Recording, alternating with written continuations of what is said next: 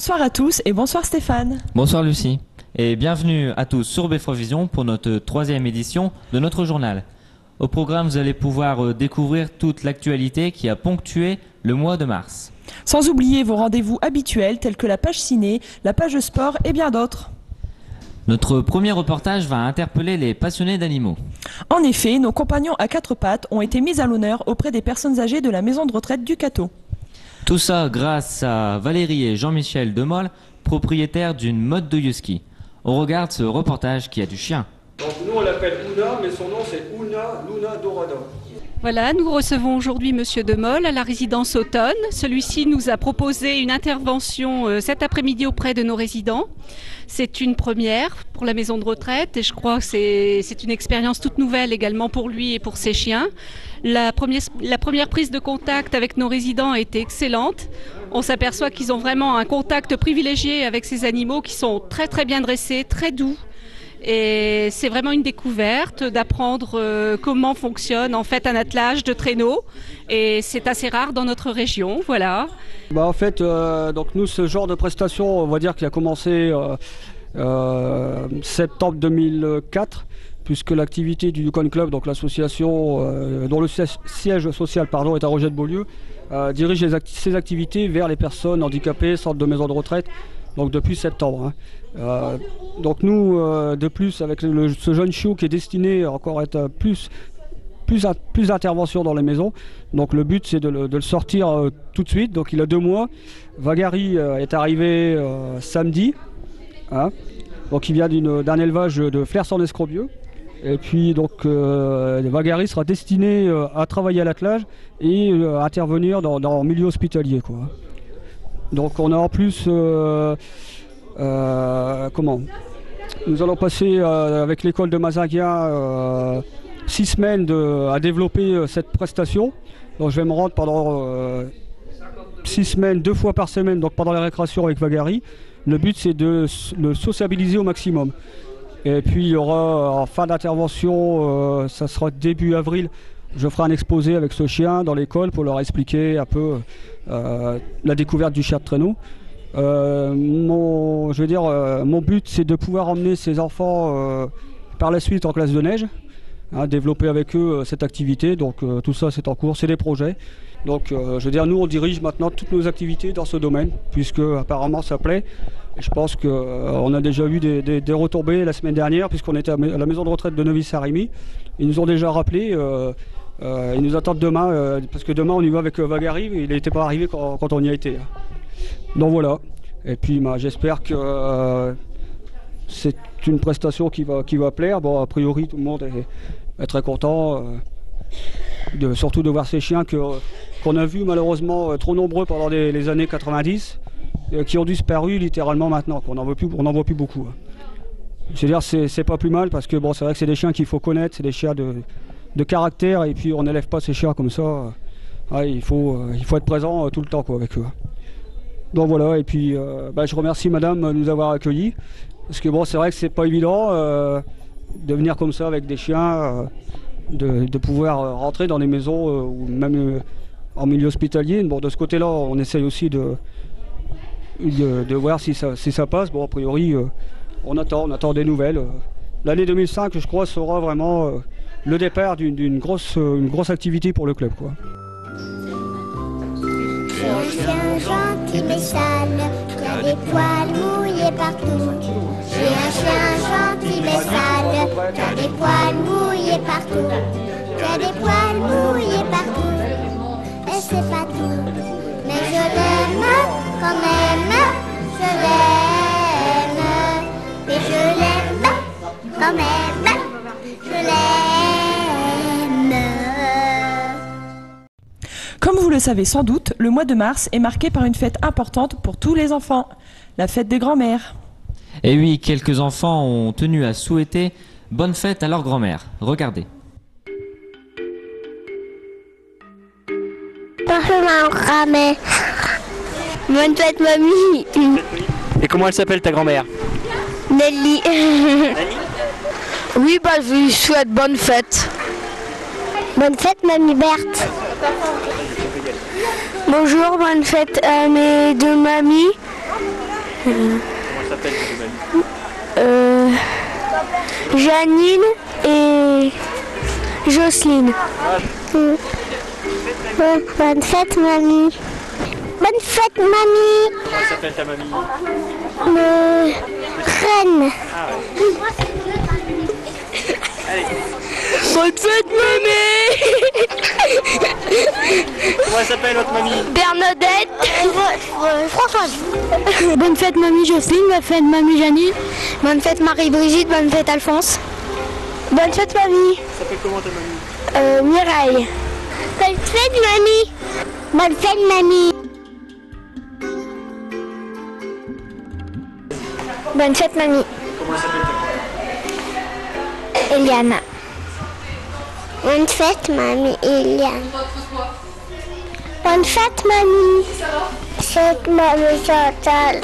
Bonne fête, mamie. Comment s'appelle ta mamie? Héloïse. Bonne fête, mamie Henriette Paradis. Bonjour, mamie, et bonne fête. Bonne fête, grand-mère. Bonne fête, grand-mère. Bonne fête, comment s'appelle tes mamies? Mamie Chantal, elle est pas morte, mais par contre, j'ai un coup papy baillé.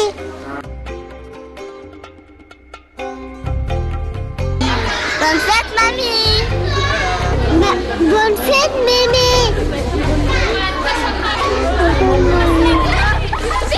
Bonne fête, mamie. Et comment elle s'appelle ta mamie? Elle s'appelle comment ta mamie? Grand-mère Marie-Paul. Bisous, hein, je t'aime. On a tout dit. Bonne fête, mamie Francine. Bonne fête, mamie Francine. Bonne fête, grand-mère. Souhaite une bonne année à ma grand-mère. Ginette. Bonne fête, mamie. Comment elle s'appelle ta grand-mère? Ginette. Bonne fête, mamie. Mamie Réjeanne et mamie Élise. Je souhaite une bonne fête à ma petite grand-mère que j'aime beaucoup. Elle s'appelle Marcel. Bonne fête, mamie. Charline. Bon, bah, mémé, je te souhaite une bonne fête des mamies. Bah, je te fais de gros bisous. Au revoir. Je dis une bonne fête à mamie et à mémé.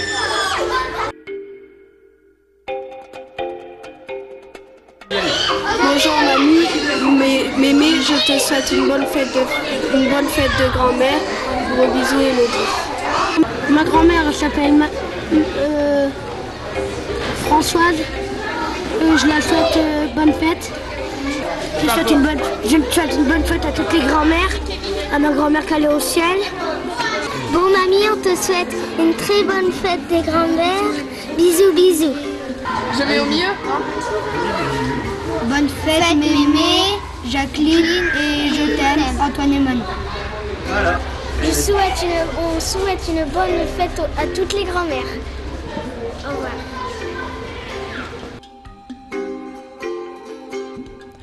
Pour notre troisième reportage, ce sont les amis du musée qui vont se réjouir. Mais voyons Gérard, c'est la dernière fois le dépoussiérage, hein? Là on est en train de tourner. Ok. Je disais donc, pour notre troisième reportage, ce sont les amis du musée qui vont se réjouir.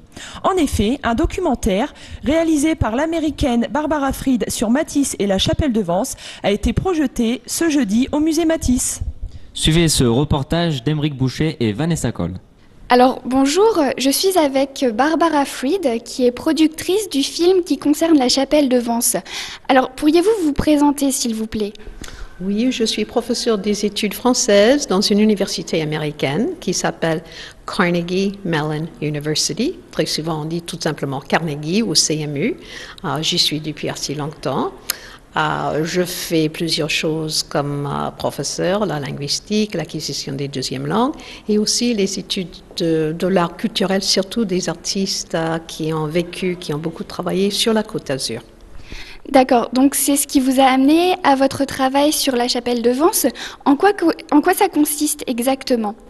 Bon, je commence plutôt par dire que mes parents étaient artistes et pendant les années 60, ma famille, avec mes parents, ma sœur Alice, sont venus habiter Vence. Alors, on avait connu la chapelle de Vence il y a très longtemps, autant que tous ces autres artistes, Picasso, Renoir, Léger, etc.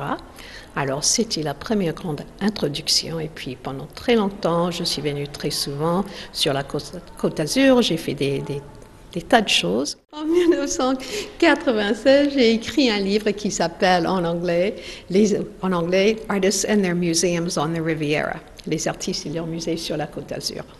Alors, en ce moment-là, j'ai découvert un petit livre qui s'appelle Henri Matisse, La Chapelle de Vence, qui a été écrit par la femme que Matisse appelait toujours la vraie initiatrice de la chapelle. C'était ces mots précis. Alors, c'était une jeune femme qui était d'abord l'infirmière de Matisse, après qu'elle a été opérée pour un cancer en 1941. Après, elle est devenue son modèle et plus tard, elle est devenue sœur dominicaine. Alors, elle s'appelait Monique Bourgeois, mais maintenant, elle s'appelle Sœur Jacques-Marie. Elle est toujours vivante, elle habite Bidart, elle a 85 ans et c'est une femme incroyable. Alors, après avoir lu son livre en 1996, je me suis dit, ce livre devrait être traduit en anglais. Alors, je l'ai fait en travaillant avec Sir Jacques, avec l'éditeur. Et en faisant ce livre, je me suis dit encore, on devrait quand même faire un documentaire parce qu'il y a beaucoup de choses, des tonnes de choses qui ont été écrites au sujet de l'origine, la création de la chapelle, mais pas la vraie histoire de comment ça s'est fait. Alors, le film s'agit de cette histoire de l'infirmière devenue modèle, devenue sœur dominicaine, qui avait montré à Matisse un tout petit dessin qu'elle a fait d'une Assomption. Et Matisse a dit, « Ah, Sir Jacques, il faut faire un vitrail. Et avec ça, vous aurez votre chapelle. » Alors, je ne raconte pas toute l'histoire, mais c'est en fait ça. Alors, voilà la longue histoire. Alors, pour effectuer ce travail, est-ce que vous avez travaillé en collaboration avec le musée Matisse de Le Cateau ? En effet, non. J'aurais beaucoup aimé travailler avec le musée, mais comme la chapelle est à Vence, sur la Côte d'Azur, et il y a un autre musée Matisse, j'ai beaucoup travaillé avec Sœur Jacques-Marie, avec les Dominicaines de Vence, et aussi avec le musée Matisse à Nice. Je vois qu'ici, il y a une belle collection des œuvres, mais ce sont des choses un peu différentes. Donc, comment pourriez-vous conclure sur le travail que vous avez effectué ? Comment l'avez-vous ressenti ? Bon, pour moi, je pense que je peux dire que c'était vraiment la grande passion de ma vie. Avoir découvert la chapelle il y a très longtemps, après avoir fait la traduction du livre et étant vraiment amoureuse de l'œuvre de Matisse, alors avoir pu faire ce film qui est pour moi, je dis, c'est un gentil petit film, et il paraît que les gens l'aiment beaucoup. C'est une histoire très tendre, et j'espère faire d'autres films, mais je pense que je ne trouverai jamais une histoire si intéressante, si importante, parce que c'est quand même, ça représente des archives assez importantes sur la création de la chapelle. On voit des choses inédites dans le film qui n'ont jamais été présentées. Alors c'était vraiment une joie énorme de faire. Et aujourd'hui, d'être au Cateau, de découvrir ce musée pour la première fois, qui est tout à fait fabuleux, bien différent d'autres musées qui ont les œuvres de Matisse, mais vraiment un bijou. D'accord. Et alors, si maintenant nous voulions revoir le film après la projection, est-ce qu'il est possible de se le procurer ? Une question importante. Malheureusement, pour le moment, c'est pas possible. Comme vous allez voir dans le film, il y a beaucoup de photos, beaucoup d'archives filmées, de la musique, et il faut payer les droits pour tout. Alors, j'ai payé tous les droits mondiaux télévision, tous les droits culturels, mais je n'ai pas assez d'argent pour faire des DVD, des cassettes. La chapelle me demande toujours, ils disent toujours, ils voudraient vendre. Alors, je cherche toujours une façon de trouver ce qu'il faut pour payer tous les droits pour ces photos et ces archives. Peut-être vous aurez une idée. On peut toujours lancer un appel aux spectateurs. Bon, ce serait, comme je dis toujours aux États-Unis, appelez-moi PCV. D'accord, je vous remercie et bonne chance pour trouver l'aide nécessaire. Et merci beaucoup. Je vous remercie. Au revoir. Alors, qu'est-ce qu'on va dire ? Bon, on va parler un peu sans Jacques. Je voulais vous dire, votre livre, oui. Henri Matisse, La Chapelle de Vence, c'est un livre vraiment exceptionnel, charmant, rafraîchissant, ouvert, et en fait, il n'y a que vous qui auriez pu l'écrire. Faire la traduction, c'était une expérience tout à fait extraordinaire pour moi. Et j'avais l'impression que le monde devrait vous connaître mieux. Vous, votre amitié avec Matisse, votre histoire et le projet que vous avez entrepris ensemble. Ça a passé très vite. Ça a passé tellement vite que j'ai du mal à croire que ça fait 50 ans. Mais je ne regrette pas. Je ne regrette pas parce que, en faisant mon livre, c'est là que je me suis rendu compte de l'affection de Matisse pour moi. Mais c'est quand même, c'est reste pour moi un très bon souvenir. Il m'a appris énormément de choses, au point de vue humain comme au point de vue artistique, plus ou moins. Pour tous les amateurs de coutumes et de traditions, le mois de mars vous suggérera sûrement quelque chose. Dis-moi Stéphane, si je te dis ça Patrick, tu me réponds quoi? La fête de la bière, bien sûr. Eh bien, en tout cas, Benoît et André sont partis à la recherche d'informations complémentaires sur le sujet en faisant le tour des cafés du centre-ville. On regarde. Nous venons auprès de vous pour savoir si vous connaissez ce que c'est que la Saint-Patrick. Oui, c'est la fête de la bière en Irlande. Ah. Et vous la fêtez souvent ici ou pas? Non. Non, non. Nous fêtons le carnaval. La Saint-Mathieu, puis c'est tout. On ne fête pas la fête de la bière. Peut-être que ça viendra par la suite. Oh, bah c'est la fête chez les Irlandais. Et ici, on fait une petite animation. Oh, vous avez prévu de faire une petite animation? Oui, avec la Guinness, la bière Guinness. Et vous faites ça quand? Le samedi de la Saint-Patrick, enfin, je sais pas exactement, le 16, je crois. Le 16 mars. Vos clients, ils sont au courant? Un peu, les habitués, oui, certainement. Bon, alors, nous allons faire votre pub. Alors, appelez ici, plutôt lancer un appel à vos clients pour leur dire que vous faites quelque chose pour la Saint-Patrick. Voilà, bon donc le 16 ou 17 mars, je ne sais pas exactement la date exacte, on fait une petite animation pour la Saint-Patrick. Au café Le Saint-Mathieu, 7 place du commandant Richer, face au musée. Dites aussi que c'est votre anniversaire. Oh oui, c'est mon anniversaire. En plus. Bon, madame, vous paierez des cours, hein? Je pense, oui. Moi, c'est une fête habituellement qui est fêtée par les Irlandais d'abord. Je ne sais pas exactement pourquoi, parce que j'ai pas bien l'habitude de cette fête-là. Je sais que j'ai des collègues qui l'ont fêtée beaucoup plus souvent que moi. Et bon, en général, c'est toujours avec la bière Guinness et on fait la fête, mais je ne saurais pas vous dire pourquoi. Ah oui, la bonne fête de la bière. Ah là, c'est une bonne fête. Hein. Ah, c'est ce qu'il faut. Les gens, ils préfèrent de la bière que de boire du pastis et tout ça. Hein. Bah, là, c'est la fête du Nord. Hein, la bière, c'est vraiment la boisson du coin, quoi. Et quand il y a cette fête-là, il y a beaucoup de gens qui viennent pour ça? Ah bah oui, quand la fête de la bière, oui, on vend de la bière brune, de la bière blonde et tout, mais c'est vraiment la Saint-Patrick, quoi. Puis on a beaucoup de Patrick qui viennent en plus. Et c'est eux qui payent, sinon nous on est foutus. Hein. Hein? Où est-ce qu'il est Patrick? Bah, il est là-bas, donc tu vois. Hein. D'accord. Et pour cette année, parce qu'il faut lancer un appel à vos consommateurs. Je leur dis que je leur offre une bière largement gratuite à chaque fois. Hein. Ils en boivent une, ils en ont une gratuite. Bon, il faut modérer l'alcool pour le, hein, quand on a le côté ski et tout pour la gendarmerie, mais ils ont le droit à une bière gratuite ce jour-là. Ah, bon. Et donc pour cette année, ils en auront encore? Ah, cette année, ils en auront même peut-être 2, s'ils sont sérieux. Pour continuer sur le même sujet, Madame Bouvard est partie à la recherche des origines de la Saint-Patrick et nous a gentiment prêté ses documents. Regardez, Vanessa nous explique tout ça. Bonjour à tous, aujourd'hui je vous emmène en Irlande. Car vous le savez, le 17 mars, c'est la Saint-Patrick. Alors Saint-Patrick, c'est le patron des Irlandais et le 17 mars, c'est le jour de la fête nationale en Irlande. Alors comme il y a des Irlandais un peu partout dans le monde, la Saint-Patrick est célébrée à peu près partout et tout particulièrement à New York. Et comme en Irlande, la bière fait partie de la culture nationale, les jours de fête se terminent très souvent autour d'une bonne bière, dans une atmosphère, disons, joyeuse. Ceci n'explique pas pourtant qui était Saint-Patrick. Alors Saint-Patrick est né au Pays de Galles, ou en Écosse, vers 389. À l'époque, il est qualifié de breton. À l'âge de 16 ans, il est fait prisonnier par des pirates irlandais et emmené comme esclave. Il sera berger pendant 6 ans en Irlande. La solitude sera alors propice à sa conversion au christianisme. Ayant réussit à s'enfuir, il gagne la Gaule et devient évêque missionnaire. C'est en tant que tel qu'il retournera en Irlande quelques années plus tard pour évangéliser la population.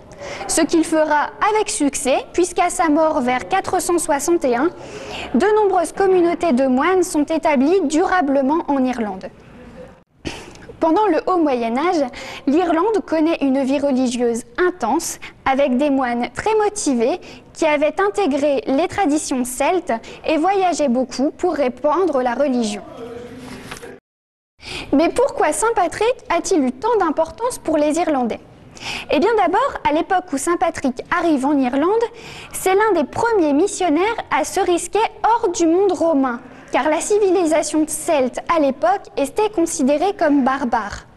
Saint Patrick apporte avec lui la langue celte et aussi il l'écrit, puisqu'il a écrit 2 textes importants. Avec lui, l'Irlande devient donc un foyer culturel, dont de très beaux manuscrits témoignent, comme le livre de Kell par exemple, qui nous a transmis les superbes motifs décoratifs de l'art celte. Mais surtout, en Irlande, Saint Patrick a choisi son camp en quelque sorte en ne se mettant pas du côté des Bretons quand ils opprimaient les Irlandais. Au contraire, il a intégré la culture celte au christianisme. Et c'est ce qui va donner ce sentiment religieux très fort, enraciné dans les traditions qui caractérisent encore de nos jours l'Irlande. Pour terminer, quelques anecdotes. Saint Patrick se définissait lui-même comme peregrinus alienus, c'est-à-dire voyageur et différent. Il a ainsi réalisé une alliance entre la tradition chrétienne et la tradition celtique. D'autre part, Saint Patrick a beaucoup voyagé en Irlande. Pour expliquer le mystère de la Trinité, il se servait très souvent d'un trèfle. Et c'est ainsi que le trèfle est devenu le symbole de l'Irlande. C'est également un symbole très présent dans l'art celte. Enfin, le prénom de Patrick, ou Patrice, est le prénom favori des garçons en Irlande. Et le diminutif Paddy sert à désigner les Irlandais. Voilà, vous savez tout. Avant de se quitter, je tiens quand même à remercier au nom de toute l'équipe Madame Bouvard pour l'énorme travail de recherche qu'elle a effectué afin de créer cette rubrique. Je souhaite donc une excellente fête à tous les Patrick et je vous rappelle que l'alcool est à consommer avec modération. À bientôt. Voici maintenant les célèbres citations de Gérard dans sa minute du Bafiou. On regarde. Bonjour mes gens. Aujourd'hui, sur des textes de mon ami Robert Moguet, ça va être un texte totalement patoisant d'après l'auteur Guy Dubois. Il vaut mieux rire avec Brère, elle grimace, elle est plus belle. Les belles plumes, ça fait les bios aux yeux. Quand on devient vieux, si on n'a pas de mots à snorel, on a de mots à snortel. Et le bonheur, il y a un l'air. Il est aussi bien sur le tchèt d'un sio, chuchel d'un molin. C'est point difficile de faire gonfler une poitrine d'homme. Il n'y a qu'à y accrocher une chope médaille. Il faut couper les morceaux pour le grandeur de ce bouc. Pour mentir, faut-il autant mentir un gros coup qu'un chaud, hein? Et si un baudet une bois que qu'un bah je sais pas ce qu'une bois que de Dieu. Et le bon Dieu, si vous voulu nous défunter et de boire de la bière, il aura vous donné le goût de Dieu à la bière. Et enfin, dans le pays des promesses, un crève de faim. Allez, au revoir vous autres, j'ai de l'ouvrage. Salut Samantha, c'est Tutur. Dis, tu sais quand c'est les jours de tournage de l'épisode 2? Bah ça y est déjà, l'épisode il est diffusé aujourd'hui après le journal des sports d'André Bianco. Alors qu'on m'a fait s'abandonner, demeurer, incompris dans l'épisode 1, et je suis pas dans l'épisode 2. Bon Tutur, je te quitte, je suis sous un tunnel. N'oubliez pas l'insoutenable légèreté de l'Inde, après le journal des sports d'André Bianco. Vous êtes sûr, vous êtes pas mon pied, hein? L'insoutenable légèreté de l'Inde, c'est facteur d'extase partout où il est diffusé. Voici à présent le deuxième épisode de L'insoutenable légèreté de l'Hertz, une série signée François Capelier. Dans l'épisode précédent, le grand de la rédaction de notre télé a été pris en otage par l'infâme Gérard du Viaduc. La belle Bamie, quant à elle, essuyait une fois encore un revers de la mûre. Le destin sera-t-il tout aussi cruel aujourd'hui? Espérons-le, car nous sommes dans l'insoutenable légèreté de l'Hertz. avec Samantha Whitney qui apporte sa grâce à la belle Pammy, Jean-Louis Glomot est grand le grand reporter, Peter McFishburne interprète le maréchal Simon, l'infâme Robert Bigorneau est Gérard Duviaduc, et enfin pour la première fois à l'écran, Karl A. Morgan dans le rôle d'Alain Crust. Un point sur la situation que vit actuellement le grand... Tout d'abord, merci pour la formation spontanée du comité de soutien constitué autour de notre journaliste vedette. Mais pour l'heure, place aux images que notre déontologie et notre morale répouvent à vous montrer. Mais tellement bonnes pour notre audimat tout puissant que l'on se dit que ce sont de bien belles images, comme on aimerait en voir plus souvent. Moi, Guénard Gérard, revendique l'enlèvement du grand Argelosuidos. Le grand Argelosuidos sera libération à l'unique condition de la libération de mon pays où j'habite. Et viva la révolution! Prends garde à toi, Gérard Duviaduc, alias Génial Gérard. Prends garde à toi, ton heure de gloire ne durera que 60 minutes. Nos forces militaires sont déjà sur ta piste. Messieurs, la situation urge à mort. Je vous rappelle que la vie d'un homme est en danger. Le dénommé Génial Gérard est un indépendantiste pervers de nature. Alors moi, je dis qu'il faut dorénavant passer au plan B, qui, comme son nom l'indique, arrive après le plan A. Sinon, on l'appellerait plan A. Messieurs, laissez-moi vous présenter notre agent récurrent, Alain Crust. Alain Crust est issu des plus hautes technologies. C'est une véritable machine de guerre. Il aura pour mission, messieurs, d'infiltrer l'ennemi. Pammy, en tant que garant moral de notre télé, face au sensationnel des événements, il nous faut du léger.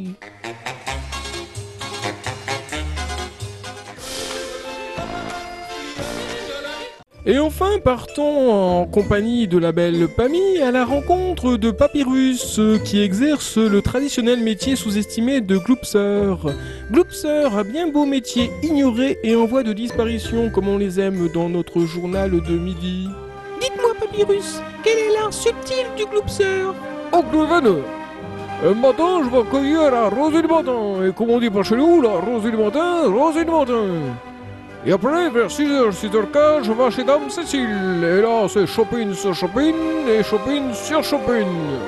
Messieurs, Génial Gérard a été localisé près de la frontière. Il est temps de passer au plan 2, qui s'il était premier s'appellerait plan 1. Mais c'est quoi au juste votre métier de gloopser? Oh, c'est tout un art. Le soir, après une douce journée de labeur, je verse la rosée dans un gros verre.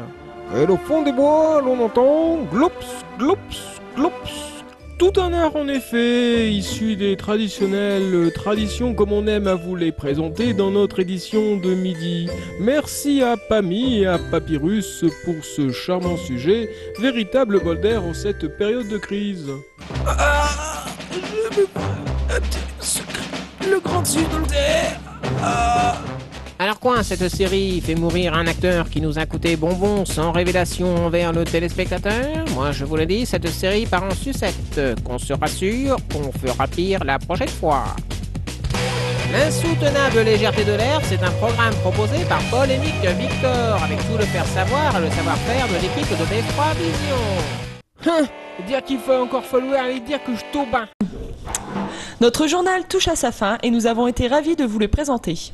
Nous remercions Monsieur Bazin de nous avoir accueillis dans ses locaux. N'oubliez pas notre prochain rendez-vous le 2 avril. Merci de votre fidélité et à bientôt. Au revoir Lucie. Au revoir Stéphane. Et au revoir à tous.